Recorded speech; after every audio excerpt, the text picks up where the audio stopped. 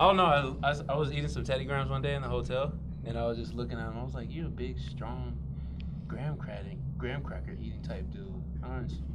He's a big, just Midwestern built kid. I don't know why I look at Teddy Graham. If you look at Teddy Graham, kind of wide body. I'm proud of that kid, man.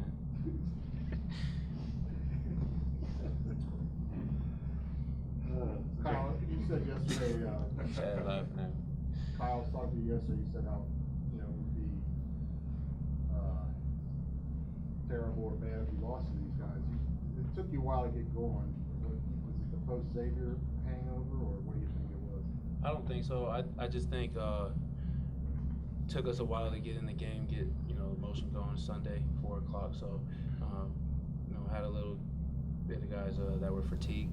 So we just once we got rolling, once we got the juices flowing, you saw that we were in sync with everything, and people got going, and we were rolling.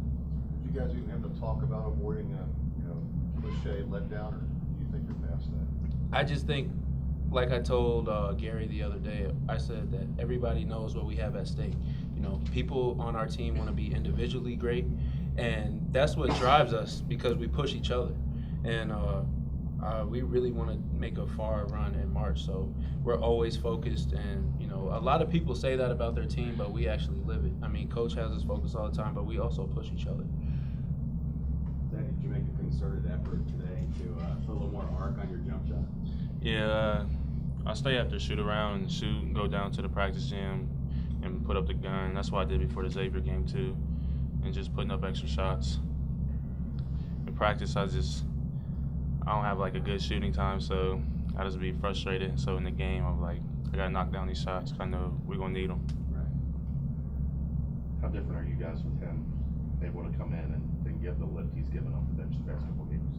He adds a different complexion to our team, a different type of depth. When he was able to, you can't say it's a fluke now because he did it in one of the biggest moments of our season, last Thursday. So he's always been like that. When he was a freshman, he came in and he told me his expectations and how he wanted to make an impact right away. So I'm proud of him. I just gonna remind him all the time to keep on working hard and don't let anything go to your head because you can be great. And do you feel like you've kind of arrived now that you're part of the flow, that you're playing the way you thought you'd play when you got here? Yeah. It's like building up my confidence. Coach is telling me to shoot the ball. Don't be hesitant with it. Like once I get the ball and it's a 1-3-1 or 2-3, there's gotta be somebody who can knock down the shot. And we got a lot of guys on the wings that can knock down the shots. So I know when I get in the game, I gotta knock down the shot. What's it like to score 18 out of your team's 20 points, or whatever it was? Did you feel every time you got the ball you could score? Maybe you always feel that. It's just, it feels good. Like, it just builds up my confidence more and more every time. No. Is that how it went in high school for you? Not in high school. It was easy in high school. It was easier? Yeah. Teddy, how do you feel about so far this season with your team? I love it. How do you feel you're coming along defensively? I know as a freshman, sometimes it's tough to pick up how they play and everything, and obviously you're staying on the court longer, so you're playing defense. It helps make them take you out. Yeah, Coach Cronin, he's been on me like in the summer. He said I need to work on my defense. Offense is good, it's just he'll work with me, but defense is the biggest part. So I'm really big on that right now, trying to stay in front of my man and everything. Right. What's been the difference in the last 2 games? How you've been picked up the aggressiveness, and seeing the shot fall helps too, but you've been a big shot in the arm for the last couple games. Yeah, Coach, we need to not be hesitant, like shooting the ball. He's been telling me, Jacob and Troy and Kevin, shoot the ball. If they're playing 2-3 or 1-3-1, we need to get them out of that, make them play man. So if we make them play man, then the inside will be open. Couple things. I think obviously a tough day for South Florida without their point guard. They're already shorthanded, having lost McMurray. Having to come in here on the road without Thorpe was about an impossible task. That being said, I was really happy to see Justin Jennifer play so well. And then obviously Jaron Cumberland got it going in the second half. But like I said, tough assignment for South Florida without Gino Thorpe. You guys kind of started a little slowly there. Is there a reason for that, or what got you going? I guess combination of two questions there. Yeah, I mean,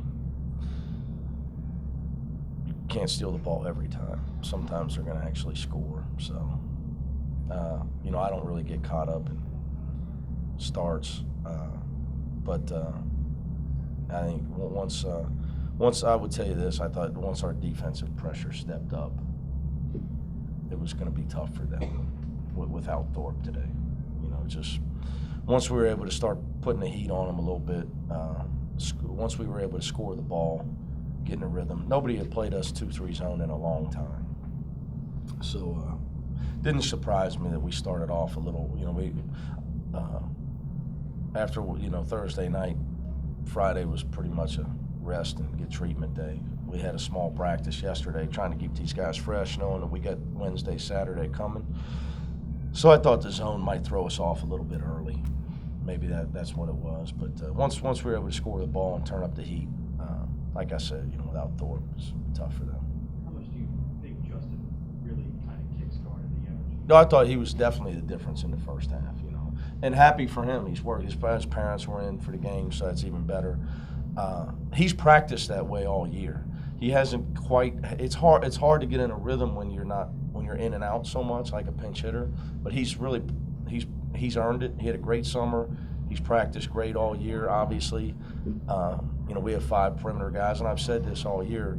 I'm confident with all 5 of our perimeter players, and that's going to be big for us because we've got games where I thought Nasir Brooks' defense won us a few games. At East Carolina, I thought it was huge in the Xavier game. Obviously, Quadri was huge at Tulane. Justin was a difference today.